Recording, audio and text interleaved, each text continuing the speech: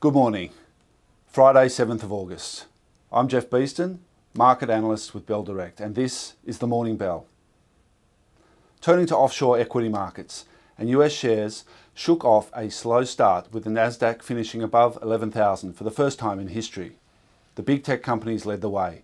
Facebook gained 6.5%, with the major names Amazon, Apple, Alphabet and Microsoft all showing gains. The major exchanges in the US all pushed higher overnight, with the S&P 500 up 0.64 of 1%, driven by better than expected US jobless claims data, although there still is an eye-watering number of 1.2 million people filing for unemployment benefits in the US.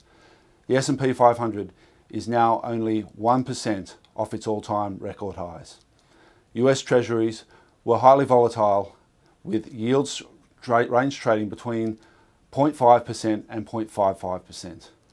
The major European indices were all weaker overnight, with the FTSE down 1.27% as multinational mining company Glencore sold off heavily after announcing it was scrapping its dividend to pay down debt. The Stoxx 600 was down 0.7 of 1% and the German DAX was down 0.5%. Turning to commodities and precious metals.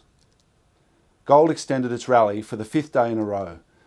More indecision from US lawmakers regarding a second coronavirus stimulus package combined with a soft US dollar continued to support gold moving towards the $2,100 mark, with spot gold closing at $2,063 US per ounce. Base metals had a mixed result, with nickel up 0.4 of 1%. Copper was down 1/4 of 1%, while aluminium was up over 0.5%. Turning to energy markets now, and Brent crude October futures were down very slightly, hovering around the $45 per barrel mark.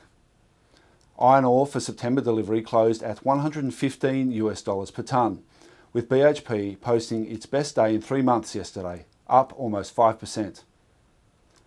Three key things to keep an eye on today. Aussie SPI futures are pointing to a broadly flat opening on the local market, showing down 7 points. We have the RBA statement on monetary policy to be released at 11:30 a.m, and we should also receive the China trade balance for July. Tonight we have US July non-farm payrolls, which will shine further light on the unemployment situation in the United States. Now, turning to the important matters, today's Bell Potter's trading ideas. Recapping Wednesday, I discussed the mid-cap tech play, Life360, ASX ticker 360.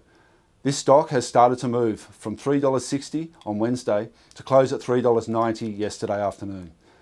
Bell Potter rates Life360 as buy. Next, it could be time to take a second look at small cap agricultural REIT Vital Harvest, ASX ticker VTH. Vital Harvest's performance is leveraged to selected properties in the agricultural company Costa Group's portfolio covering citrus and berries.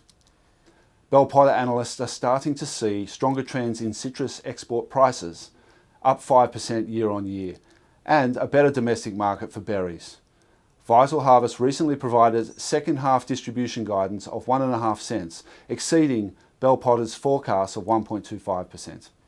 Putting this company on a historical cash yield of over 6%, based on yesterday's close of 79 cents. This REIT also trades at a significant discount to the adjusted reported net asset value of $1.17 per share. Bell Potter rate Vital Harvest as a buy.